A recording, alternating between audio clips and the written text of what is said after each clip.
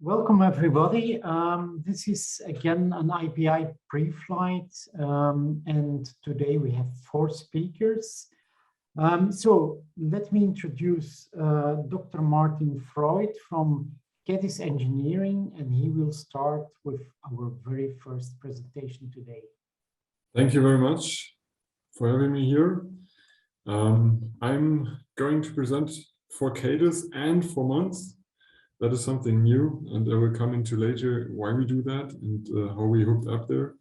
Looking forward to give you a brief flight over what is driving us in terms of novel approaches for material transportation, with the clear objective to basically carry over high quality inkjet applications into a mass production environment. I brought you basically 4 topics.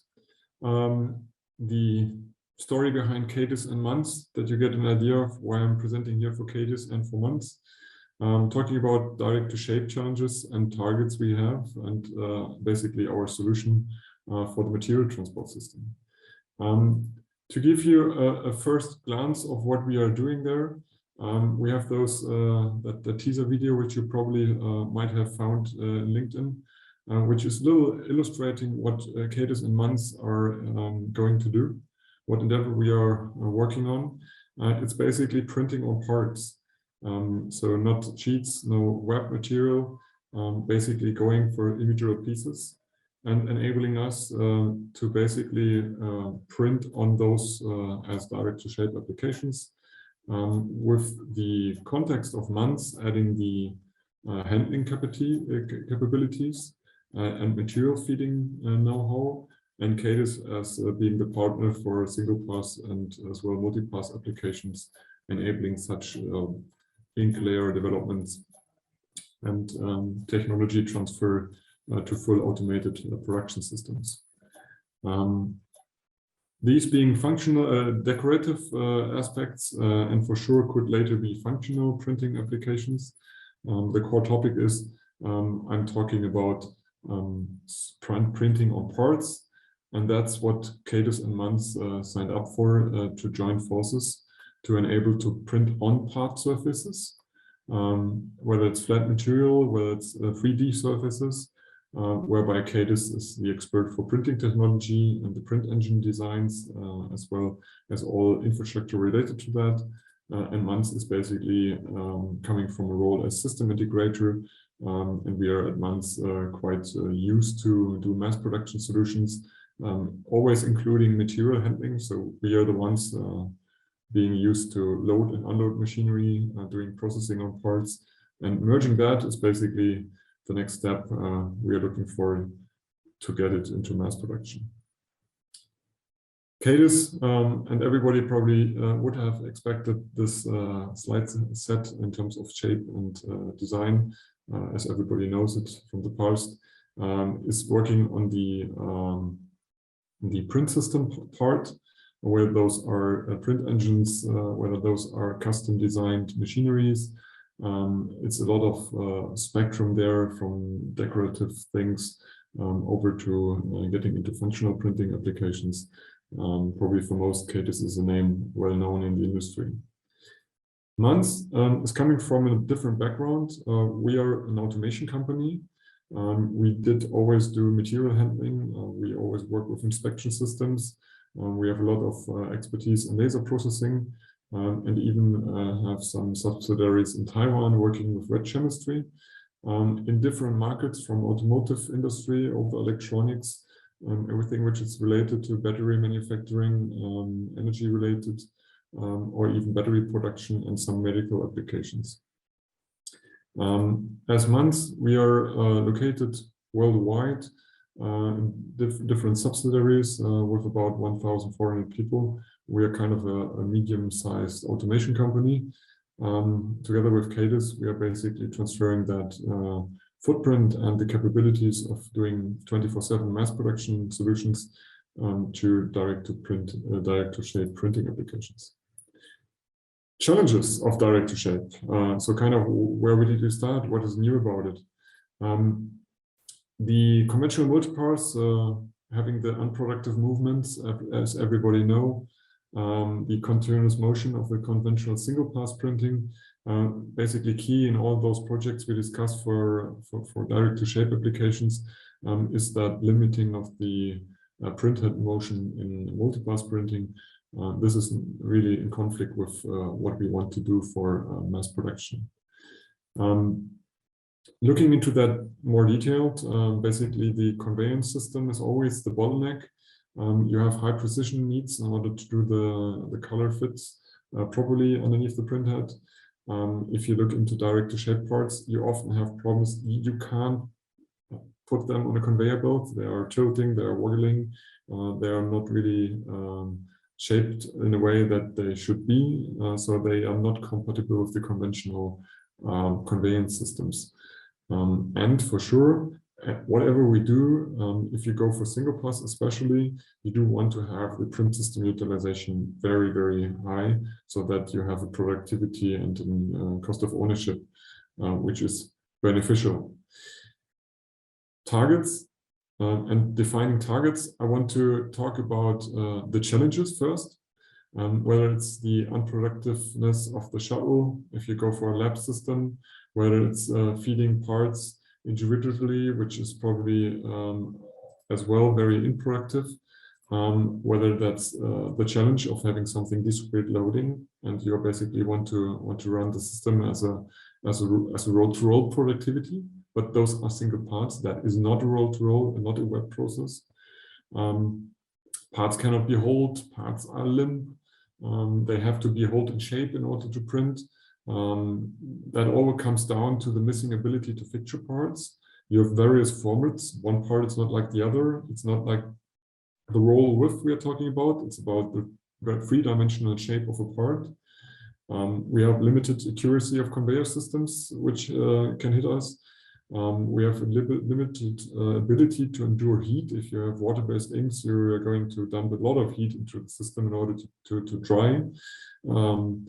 You have contamination topics for 3D parts and for 2D parts as well. If you want to print to the edge, there are a lot of technologies we can apply for printing to the edge, but none of those are really perfect, 100% perfect. So you will always have to have contamination management. Often it's claimed that the conveyor is the only solution, but I wouldn't say so any longer. We have a solution found which can solve the problem that we can have parts being fixtured. We can hold parts and force them into shape. We can handle parts which are non-flat and present a surface which is to be printed to the printer in proper orientation. We can work with various formats. So basically, we have the ability to fixture parts in a productive environment. We do have the contamination management capability in productive environments. We have the ability to combine discrete loading and unloading with a quite productive continuous printing procedure, which enables the print system to be utilized. We are having solutions for productive feeding, and we have accuracy in the conveyance system, and we do have the ability to accept a certain amount of heat because we can cool our conveyance system so that we can acknowledge taking more heat. We are getting to throughput, and I will show you in the following slides how, so that we have a shuttle system which is productive. It's not a lab setup, it's a production setup. And basically, we have something we can scale even for medium, higher, and growing throughput. So it's no longer the case that the conveyor system is the only solution. So how so? What's behind that? Behind that is a shuttle system we came up with, which is made for mass production. So it basically transfers the standard properties you have with a lab setup, having an axis with a well-guided system, which is going forth and back, enabling you to do a high precision motion. And that motion basically is allowing you to have a very defined process setup underneath the print system. The print system, as shown here in the middle, that brownish bar there, can be quite long. If you have a multicolor printing system, it might extend from 1 meter to 2 meters or even 3 meters. In processing length, having all the print setup, the curing, and even maybe a pre-treatment device included, we would have some kind of loading and unloading device. What you see here is a picture of a simulation, a material flow simulation, which has a symbolic visualization of robot-based loading. Please bear with me, that's symbolic. It's not meant for the real thing. Nobody would automate it like that. But for the purpose of simulation, it's robotics. We have a material feeding system underneath, and basically an unloading as well, very symbolic for the simulation, so that we can combine a discrete loading and a continuous printing and a discrete unloading, enabling us to maximize the productivity and quality of the printing. So how does it work? Basically, it consists out of a multi-shuttle system, which makes sure that the shuttle being underneath the print head is always at constant motion. And there's an endless flow of material of single pieces, products, underneath the print system. So the for the print system, it's basically looking like it's a roll-to-roll process. But during loading and unloading, we are doing a discrete loading and unloading. That is basically the trick. And with that system, we can have, for each of those shuttles, have a drag chain so that we can put wires onto that shuttle. We can put a chuck onto that shuttle. We can do some cooling on the shuttle. We can do some heating on the shuttle. We can basically do some fine adjustment on the shuttle. If parts are to be fixtured, if parts are to be pulled flat, or whatever manipulation is required. This is the way you can run a shuttle quality style in mass production. And if that, in terms of speed, is not good enough, you can go from a 3-shuttle system as a multi-shuttle conveyance system to a 4-shuttle system, which now does the same trick. It basically makes sure that we can even speed up more. And this, by example, leads to productivity in ranges to up to, we have current project, which is an implementation. It's up to 1 piece per second for a product size in the range of 500 times 700 millimeters. So it's a large product, a big surface, and finally enabling to print it very fast, very productive in a single pass operation, still having single pieces, but printing them with the productivity and of a roll-to-roll application and the quality of a lab tool.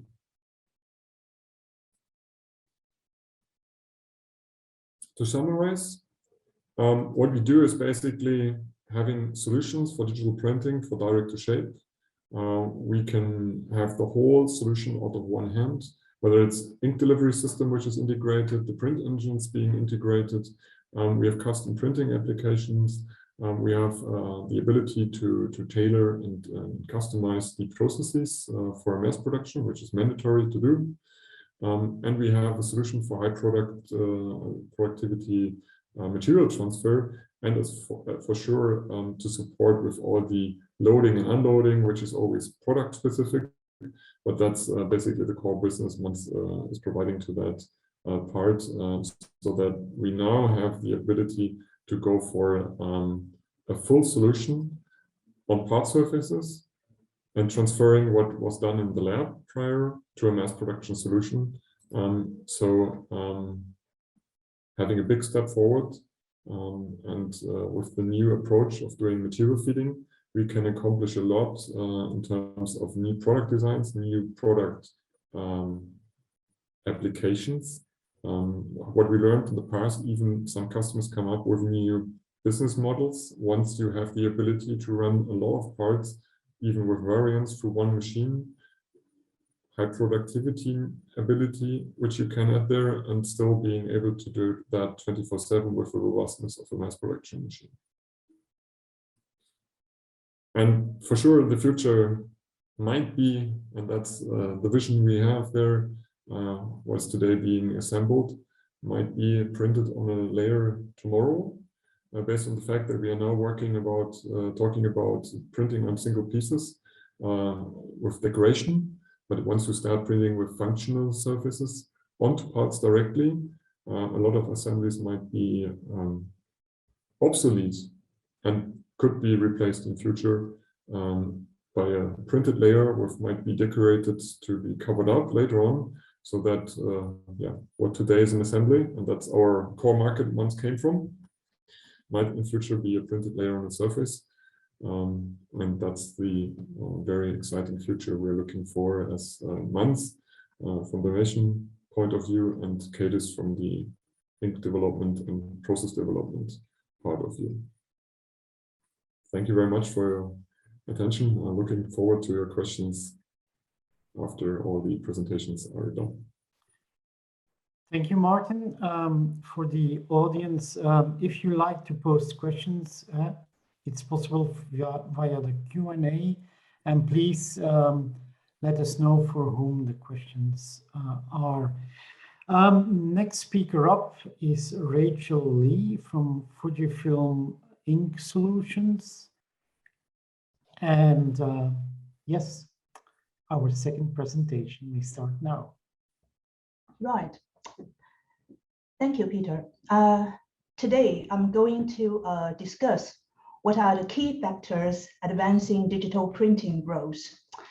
In this section, I will review the expansion of digital printing technology in key market segments over the last 25 years, and will examine key drivers and elements of digital printing growth, along with the future opportunities and challenges.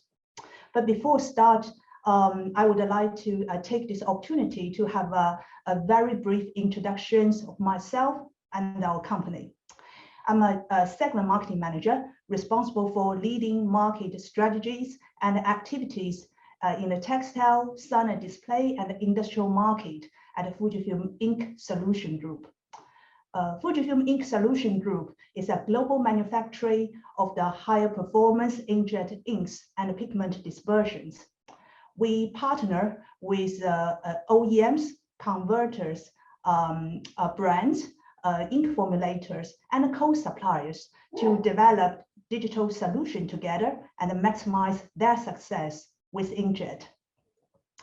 As a key player in the inkjet market, Fujifilm Ink Solutions Group were involved and play a critical role of the industrial digitization. Based on our experience, we identified a few key factors driving the digital printing growth. Normally, the change is initiated by the market demand. Analog printing as a technology is very well fitting the mass production, consistent design, and the long-run jobs. However, because of the market change or the buying behavior change, some of the short-term job required faster turnaround, custom design, and even multiple versions for a smaller batch, and variable data required for the individual pack or items. These are calling for an on-demand printing digital solution. We appreciate the market demand is a key driver, but it's not the only factor driving the digital printing growth. When we have the demand for the market, so we will have to understand application requirement and to what type of technology can the fitting identify the problems and the gaps. As an ink company, for example, what type of image quality are acceptable?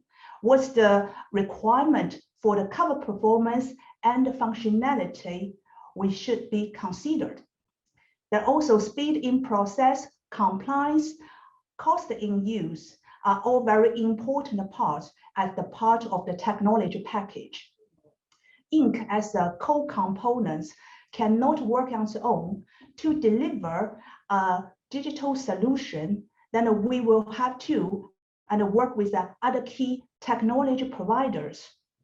It's impossible to adopt if the key technology is not available or ready yet. So we appreciate it's a journey for the digitization based on the market demand, application requirements, and a different level of the technology readiness. Some of the market are still in the very early stage of this journey, and some of the market are already enter into the high mainstream market.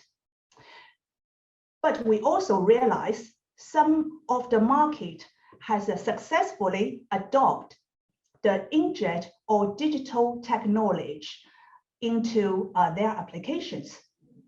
So based on our experience, we identified a few market segments to examine the drivers and elements of digital printing growth. Let's start with the sign display market.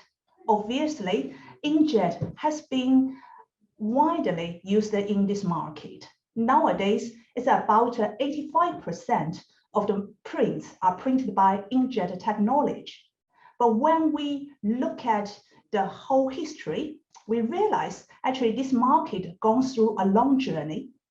Back to the 1990s, screen printing is the main printing method for the sign display indoor and outdoor applications.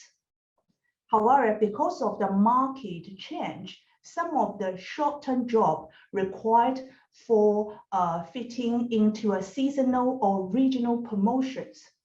At that time, some of the aqueous and solvent-based inkjet technology developed to fulfill some of the indoor and outdoor short-run jobs. In the early 2000s, Fujifilm actually was the first company developed the UV inkjet ink technology launched with the Inca flatbed machine to the market. This actually opened the door and for a much wider range of substrate printed by inkjet technology for wider applications.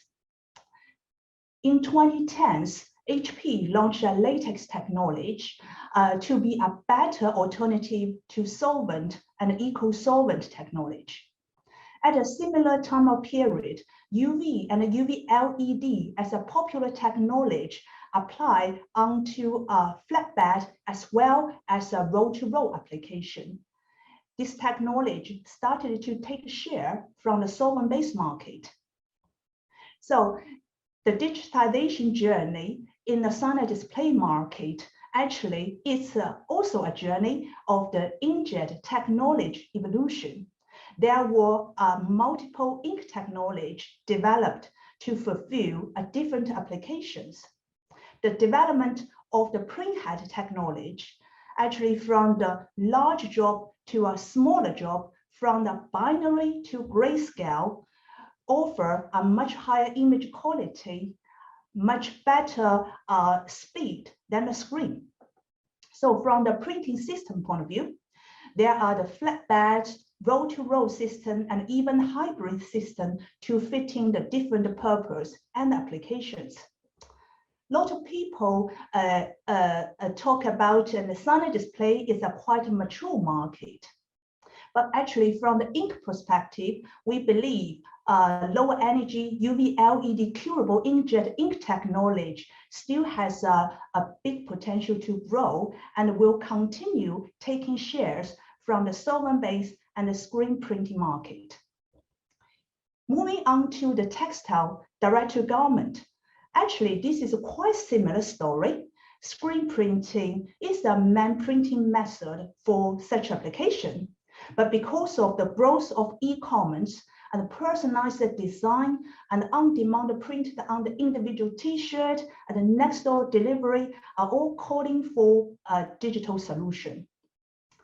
From the ink technology point of view, a pigment aqueous inkjet ink technology was adopted based on some of the good benefit for this technology.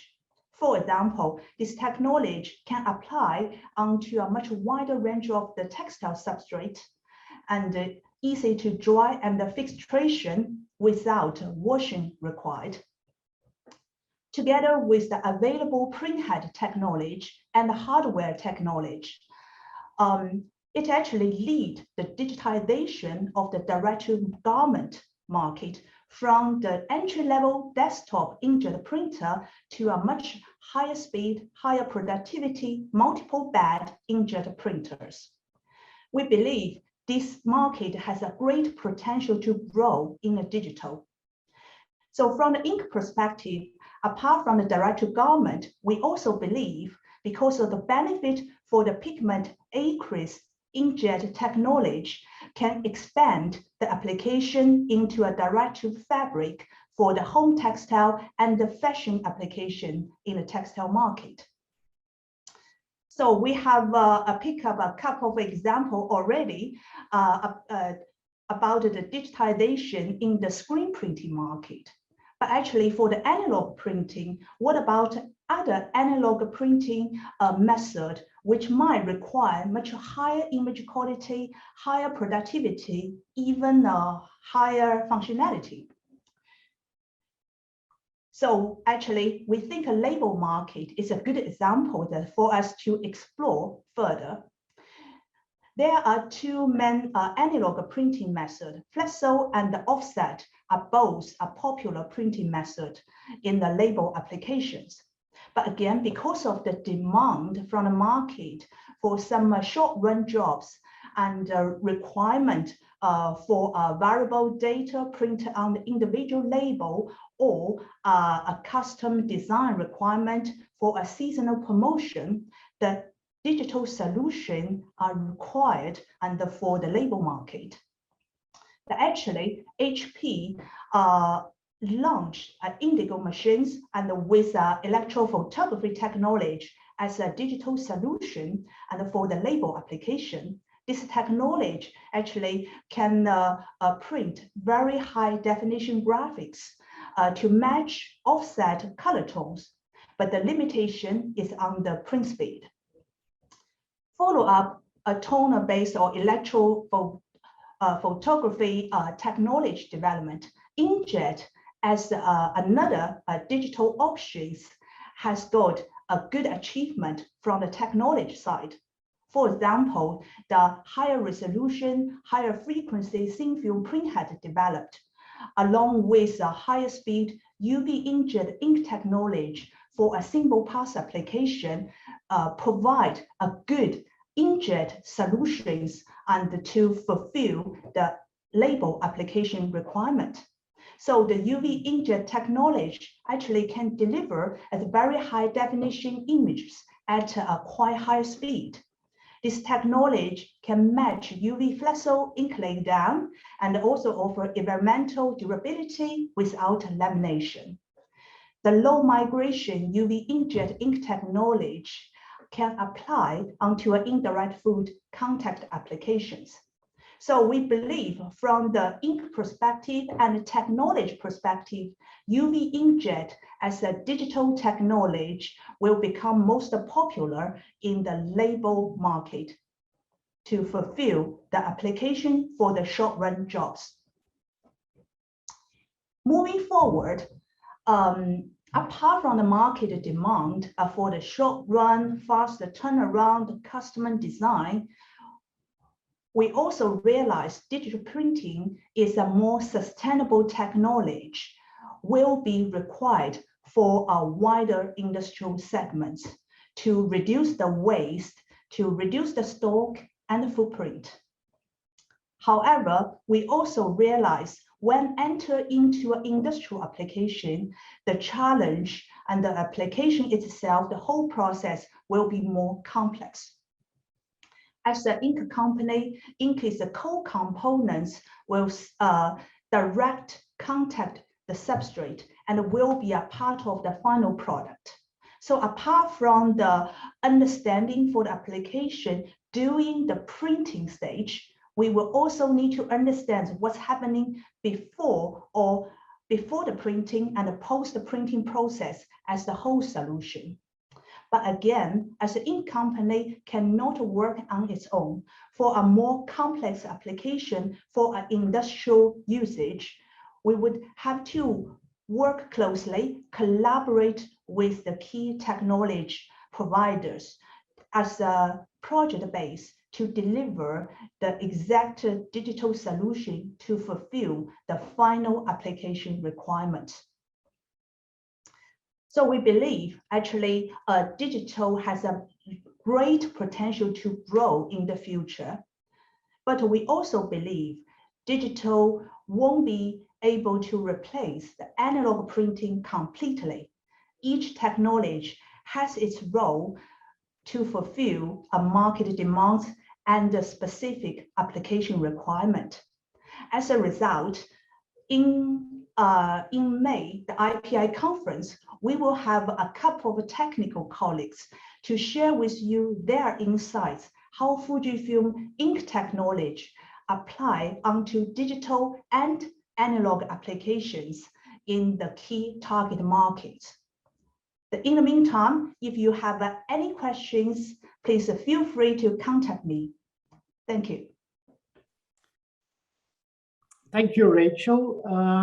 Great presentation. Let's move to the next speaker. Simon Edwards from Global Inkjet Systems will give us the third presentation.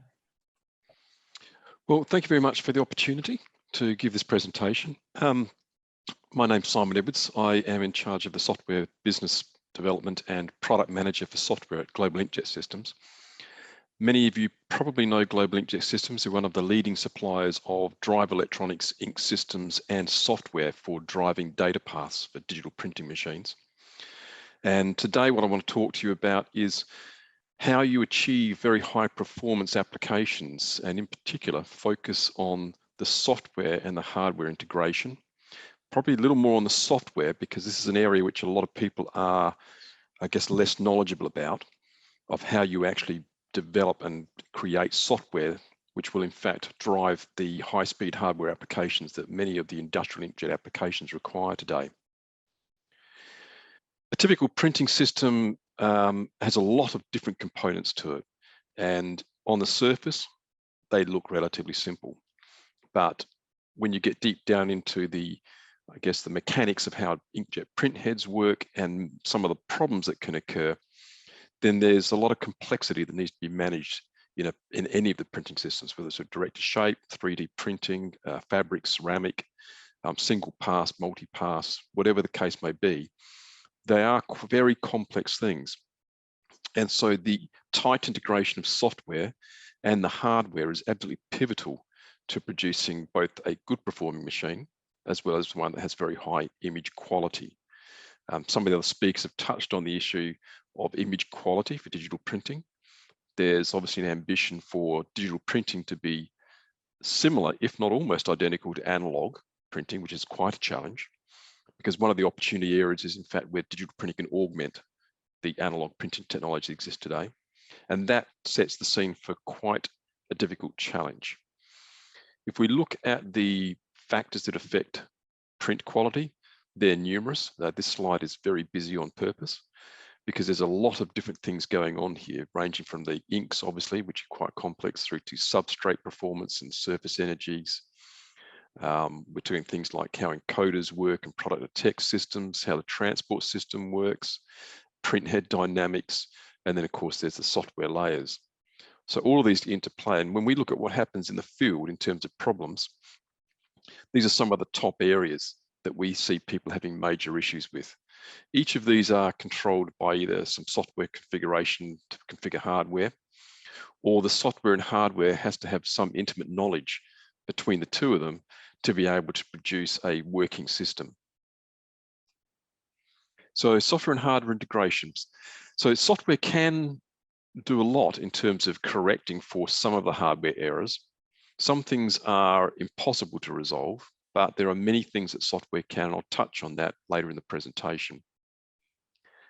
However, to achieve that, you do need to have a relatively stable system. So what that means is that you can have certain levels of acceptable imperfection in a printing system as long as they're repeatable. It's difficult to correct things that are not repeatable. So if from one image to the next, the image quality might be varying very slightly, then you can do some of that correction. But if it's varying too much, then your corrections are not going to be able to be stable. However, if you do have some imperfections and they are consistent and reliable, in other words, they occur on a well-known regular pace, then you can, with software, correct some of these things. So if we look at the various layers that are involved in the software and hardware, at the very top end, we've obviously got the user interfaces. And I guess even above that, we'd have the enterprise connectivity to enterprise management systems and the likes, and factory integration. But when we look at just the data path side, we have at the top end, digital front ends, which can be used to configure and submit jobs and manage the process. Below that, we have two key functions. One is a RIP server, which takes the inbound image, the graphic art, and converts it into a print head based mapping, I guess, of nozzles and printing process. That is a fairly non-trivial process, and it's very dependent on the type of printhead and the printheads themselves. And being able to do that at speed is quite a challenge. And there's one area of this I'll touch on later, which is the screeners, which essentially is the process of taking an image and converting it into nozzle out data. Also sitting in that layer is image quality tools, particularly for either offline or inline feedback, where you can take certain compensations and apply them during that ripping process. And there's a very, very strong integration between the RIP and the compensation tools. Then the next layer is, of course, the communication stack, which talks to the ink systems, the drive electronics, which then talk to the printheads. And of course, in our case, there's obviously third-party data paths, which we can also drive through our software stack. And then the final part of the layer is, in fact, where we could potentially be doing inline measurement. There's two sides to measurement. One is where you can do things offline. And if you have a system which is very, very stable, then you can, in some cases, do offline measurements and use those compensations for very long periods of time. If the changes in a printing system are relatively short time scale, then inline is a much better solution. In our particular case, we have a software product which is called the Atlas Server and Atlas UIs, jointly called our Atlas Software Platform. And between these two interfaces, we have a communication layer. The key part of this is the Atlas Server side, which does all the ripping, all the image processing, the compensations, and in fact is the layer which talks to the drive electronics. But it's obviously that this part is where you need to have very good integration between these. So if we just have a look at the software side of the process, this maps out a fairly straightforward process of looking at creating the highest print quality that you could get. So the first part of this is understanding the print modes that you'd like to use. And this is the resolution, the speeds, how many drops per dot you'd like to have, etc. And deciding on what screeners to use. Now, one thing that's key to this is there is a range of different screeners that are available, error diffusion and order dither screeners. And in both of those classes, in particular error diffusion, there are different screening technologies and algorithms you can use. Our software has quite a large range to choose from, but choosing the right screener for your printer is one of the very most important first steps. And I'll go through these now in sort of step by step to just look a little bit closer at each part. But at the front end of that, one of the things that is important is looking at how you stitch your print heads together. There's one of the most profound artifacts that you'll see in printing systems typically is in fact the stitch line between heads. Obviously print heads come in a small width format, and to have a wide format printing, you need to put an array of heads together. And again, there's a lot of different methodologies for providing stitching. Everywhere from what we call a flat nose stitch, where in fact you just transition from one head to the next, where you actually all the way through to what we might call, for example, an X and Y dither, where you can have interlacing of the nozzles between two heads, and you can decide for each row of printing whether that might change slightly and effectively dither the pattern so that it obfuscates the existence of the stitch region. You can even go one step further and do what's called grayscale stitching. This, of course, requires a non-binary print head, so a print head where you can have different drop sizes. And so in this process, you're actually also mixing up the size of the drops between the two heads to make up a drop. So if, for example, you need to create a 75% drop in the stitch region, you might make 50% from one head and 25% from the other. In other words, a small and a large drop to make the bigger drop in the middle. If we look at screeners, as I mentioned earlier, we've got different versions. There's what's called an error diffusion screener, and we've got order dither screeners. Error diffusion screeners are more complex and they have a large range of types. Order dither screeners are less complex, but much, much faster. And so the speed at which you want to print will also dictate the screener you select. Order dither is a slightly less smooth type of screening process, but at high resolution, it's almost indistinguishable from error diffusion. So we often recommend people to start with an order dither, but also look at error diffusion and look at basically investigating which is the best type of screener to use for your printer. Screener optimization does affect a number of different things. For example, it will affect how smooth skin tones look. And it'll also affect the line detail on line art and fonts and text, for example. And they'll have different effects. One screener might give you very sharp text, but not give you smooth skin tone, and vice versa for a different screener. Part of the process is optimizing these screeners. So you need to decide how you map your gray levels. In other words, you've got inbound gray levels from the artwork, but you've got a massively reduced set of grayscales in the actual inkjet printing system.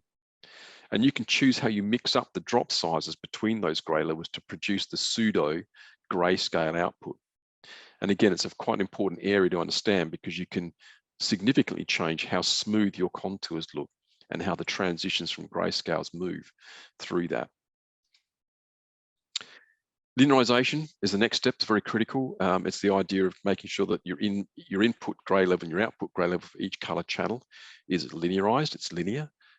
This is not the case as straight out of the box for print heads and generally for printing systems, so that needs to be done. It's easy to check in a lot of ways whether you've got it right or wrong, because if you print a process color black, you'll see fringing of the color if the colors aren't linearized properly. And the more accurate they are, the more likely your processed black will look like pure grayscales. And then you import these into the system, they become part of the data path, and they essentially map each of the process colors into their right gray levels. The next step in the process is what we call nozzle compensation. Typically, each nozzle does not perform the same as another nozzle within a print head. And this ranges from print head design or print head product to another. So it can be very different between the print head you decide on. But generally, we find that most print heads have some variation in the density. In other words, the size of the drop they jet from one nozzle to the next. So you can print a test pattern. You scan the test pattern, you're then able to correct each of the nozzles to make sure that in fact they're effectively putting out the same gray level regardless of the input. The next step is to then use all these pieces to create the enhanced print output, and you can remove a lot of the artifacts, so the join lines between the print heads, the banding you might get from the very nozzles, and also of course any nozzles that are missing you can correct for. The last step is the color management, and we need to do these other steps before. In other words, the density correction across the nozzles and the linearization needs to be done first, so that when you print your color patches out for color correction, you can print the patch anywhere in the array. So, and to do that, you obviously need to make sure that the head is performing equally across the entire print width. The last piece of this is once you have all of this, then you can do what's called missing nozzle compensation. And this is a process of identifying a nozzle that might be missing. Hopefully there aren't any, but there often are. These can happen in a print head from the start, or they might start to occur later in the life of a printing system. But they can be corrected. You can't fix a broken nozzle or a missing nozzle, but you can correct using the neighboring nozzles to potentially, and in most cases, almost mask the effect of the broken nozzle entirely, depending how many there are and how close they are together. So this is the basic process. And then this all gets joined up, of course, to talking directly to the drive electronics. All of this has to happen at high speed once you've done the compensation. So your screening, the linearization is applied, you do your compensations, your color correction. If you've got a machine that's on the fly, this needs to be done very quickly. And then, of course, it needs to be communicated down to the drive electronics at high speed. There's a lot of interesting combinations of how you then join all of these components together. Our product has a very modular approach to it, in that we have a range of tools you can bring together to be able to create data paths for different types of applications. This particular application is one where you've got a potentially closed loop system, where you might be measuring on the fly with a scanning system or a camera, doing image analysis, looking for nozzle outs, looking for density variations. You can feed them straight back into the data path and they can be corrected in close to real time. In other applications, you might be looking at, for example, scanning a barcode and then using that barcode to print something further downstream. And further downstream may not be very far downstream. So we also have the tools to integrate these types of things in the data path. Again, there's a tight link between the data path, the processing, and the drive electronics and the printing system. And then a third example, which is one we see quite a bit, is where you've got pre-printed substrate, and you need to be able to essentially work out if the substrate's slightly misaligned before you put a varnish over the top of it. In these systems, there's a very short distance typically between the detection system and the over varnish system. So you need to have very fast algorithms that are able to quickly get the data from cameras, then do basically a transformation on the image of the varnishing image you want to varnish with, and then get that down to the print head array for printing the varnish. So just in a basic summary, software compensation can do quite a lot, but it needs to be tightly integrated into the system if you need to do it in real time. In order to apply the compensations, you need to have a workflow that's effective and a data workflow that's going to work.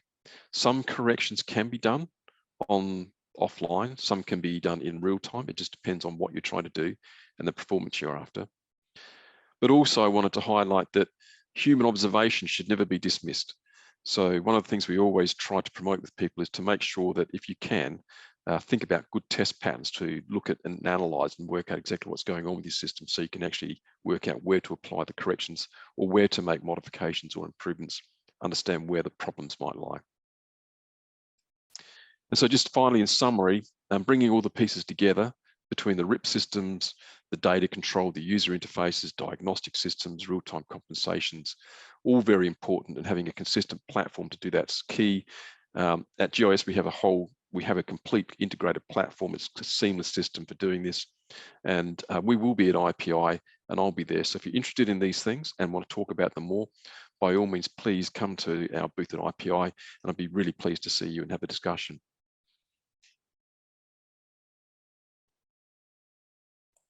Okay, thank you, Simon, for the nice information. And questions can be still dropped in the Q&A, also for Simon. Last but not least, we have now Dr. Christoph Hilgers, and he's from Momentive, and he will give us the next presentation. So thanks, Peter, first of all, for the kind introduction and giving Momentive the opportunity to give a talk here in this forum. I hope you can see my screen very well. I would like to start with a quick introduction of Momentive, and then I will continue to talk about the specific hardcoats we produce. So the title of my talk is Functional Hardcoats with Long-Term Performance for Industrial Inkjet Applications. And you can imagine that the hardcoats are specific coatings within the silicones industry. We are #2 worldwide in producing silicones, and the background I will explain a little later. So I give a quick introduction into Momentive. Then I will describe what are sill-forward hardcoats and how do we enable surfaces across multiple industries. I'm talking about plastic surfaces mainly. I give some application examples and give an inside view to our customer service, and then I will summarize. This is a pre-flight session for the conference in Düsseldorf in May. So then I can talk about more detailed about the applications and the chemical background of the hardcoat technology. So I stopped at OSI Specialties.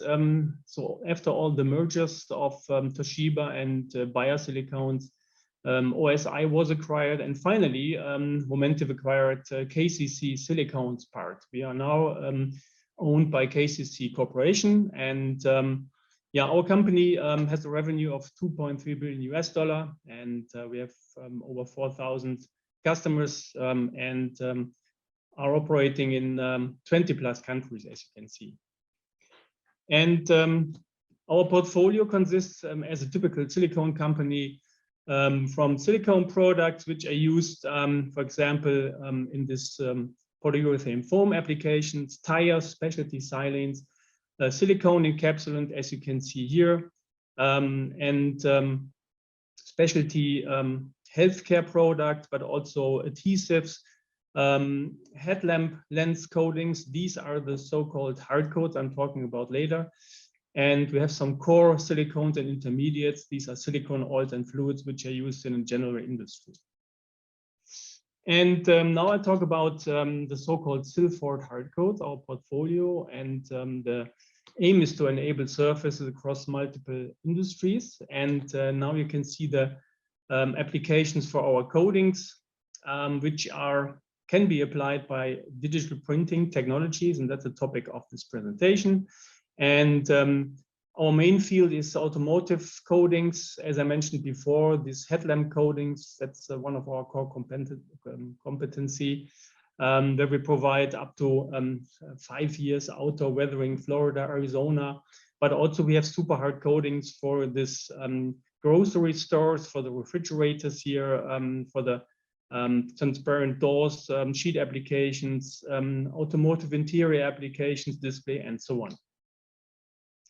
And we differentiate our products into two product lines. One is UV cured technology, and the cure happens via UV lamps. This is known to the audience, I believe, and we use nanoparticle modified acrylic coatings. That is our specialty, which we make in-house. That means the nanoparticles are produced in-house and reinforce the coatings to be scratch and abrasion resistant. And then we have another coating group, a coating technology, which we call thermally cured hard coats.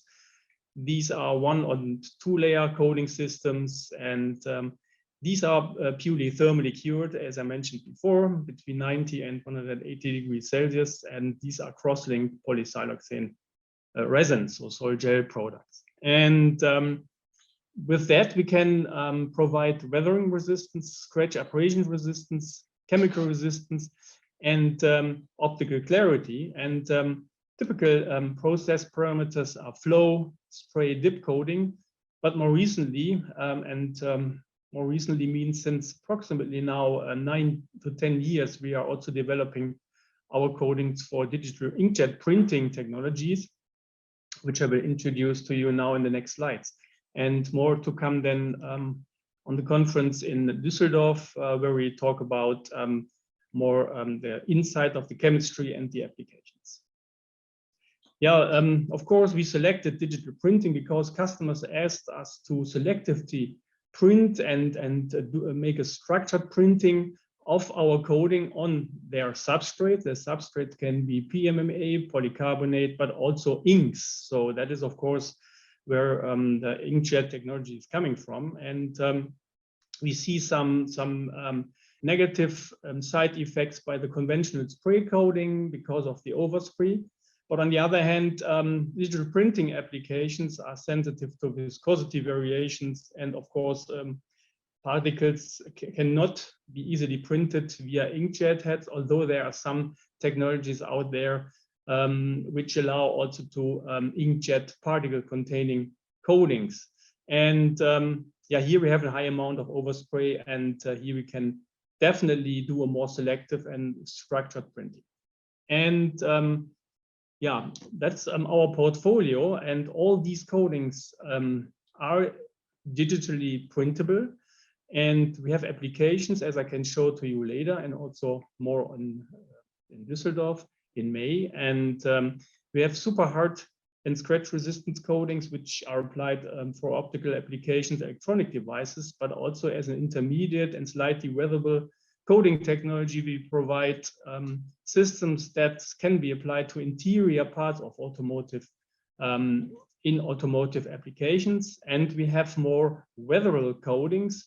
Here on the right hand side, you can see that these coatings, UVHC 5000 and UVHC 9000, are weatherable up to 10 years, dependent on the weathering cycle, and are approved, for example, in the case of UVHC 5000 for 5 years outdoor weathering in Florida and Arizona. And that is a legal requirement for the headlamp industry, and you really have to undergo this 5 years weathering to get an approval for such a headlamp coating.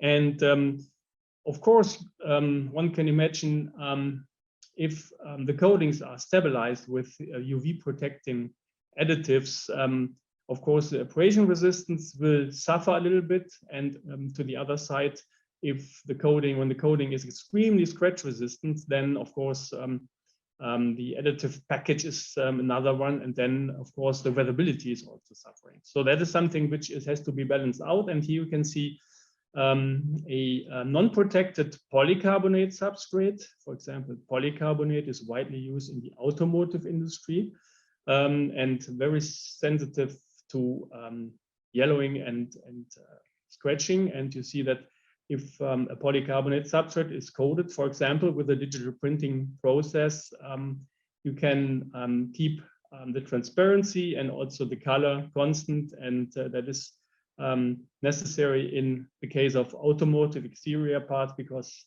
in some cases these are safety relevant parts, as in the case of the headlamp lens. And then in the next slide, I can show you some examples more to show in May. So that is a UVHC 9000 application, which is applied on garage door elements. Most of you might know also the company here, the partner, and this is digitally printed onto garage doors, and this provides extremely long weathering performance and the matte surface finish. And how this is applied and how this can be achieved, I can show you then in May. And here we have some examples of digitally printed interior parts with excellent scratch resistance. The weathering here is not in the focus. There is a minimum weathering applied, but these are parts which are applied definitely to the automotive interior displays. These are typical applications for digital printing.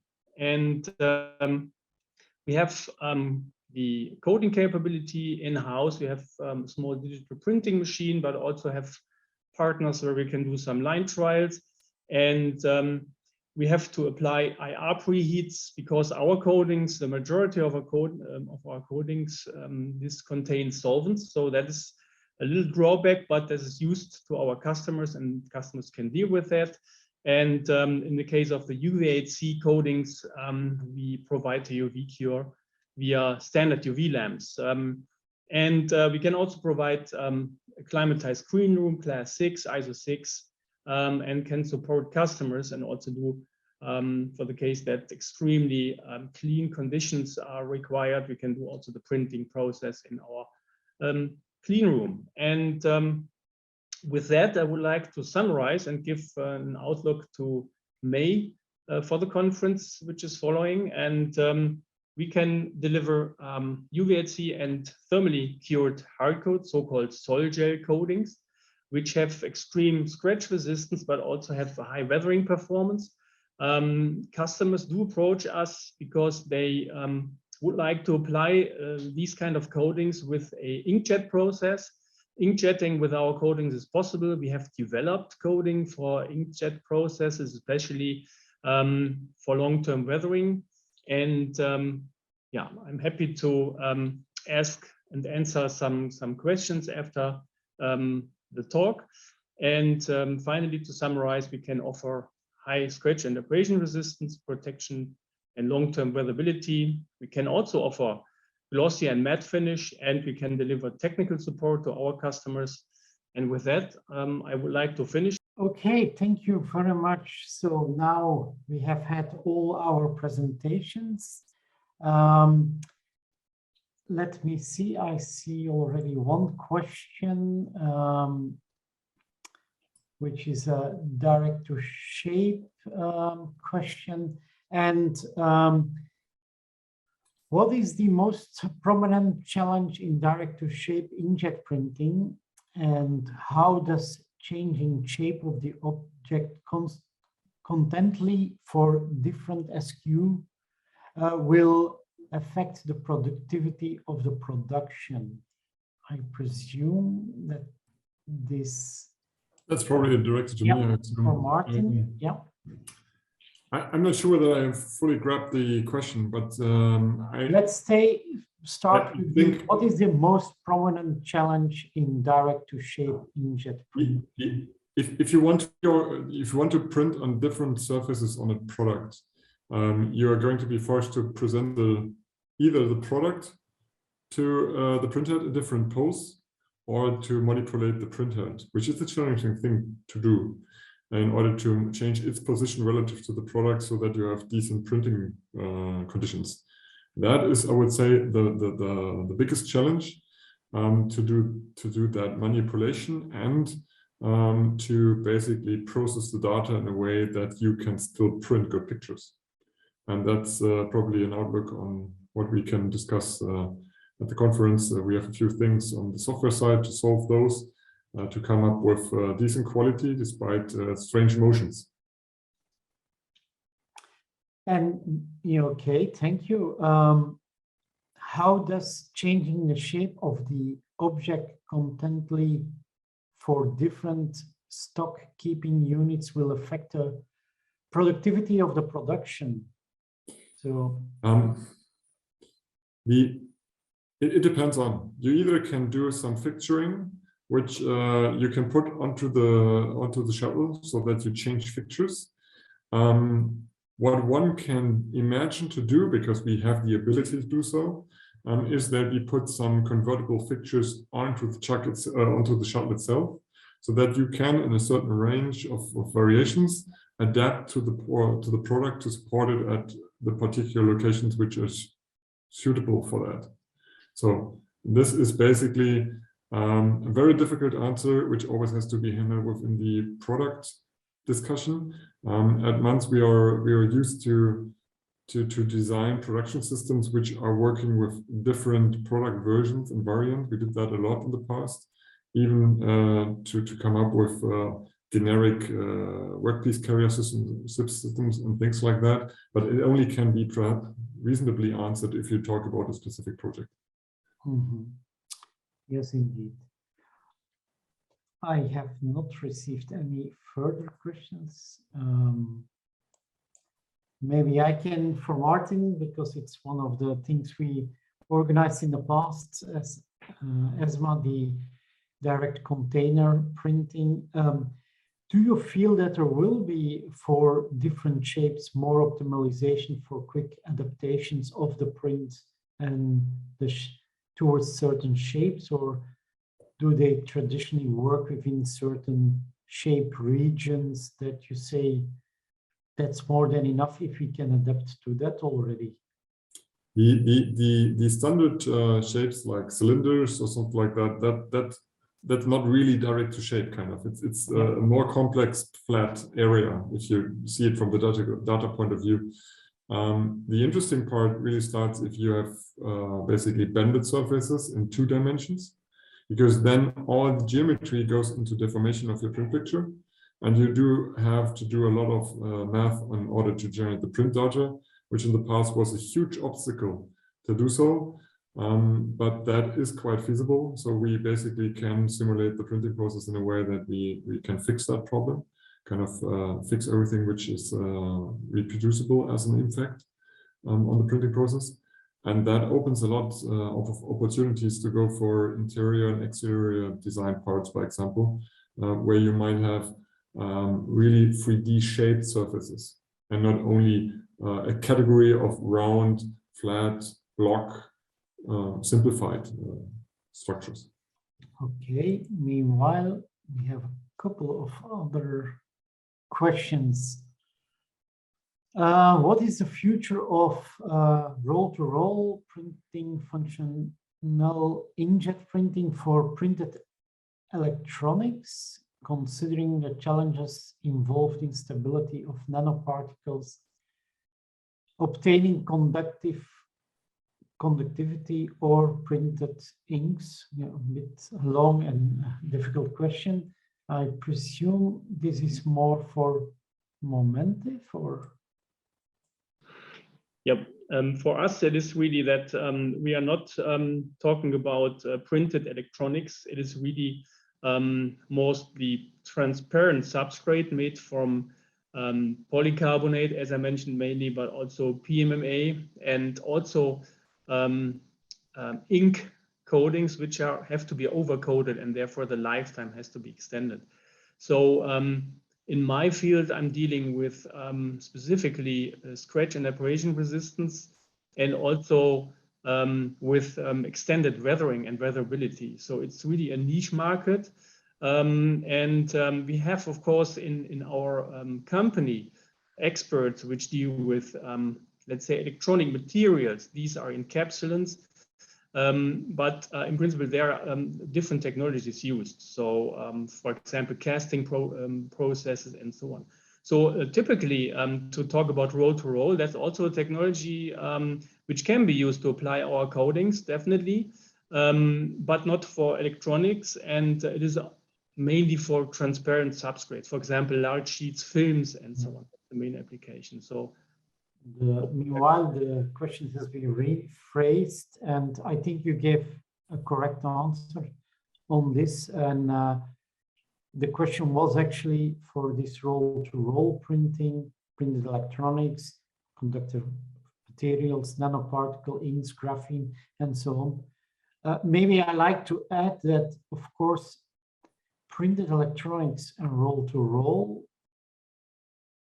is already difficult to combine. Most of it will be done on flat surfaces.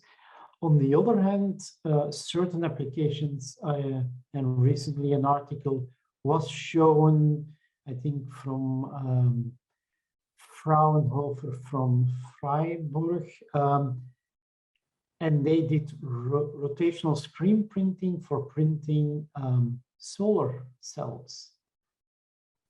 But that's a whole different story than printing inkjet with roll-to-roll printed electronics. So yes, maybe long term it will be a solution. Currently, it's still in its early stage. Another question? I could offer part of the answer probably. Yeah.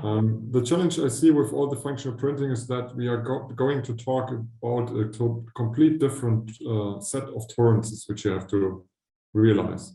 And the roll-to-roll application has the beauty of having a very consistent surface, a nice foil, you can work on that, always the same. But at the end, you're generating a product which is to be assembled into something else somewhere.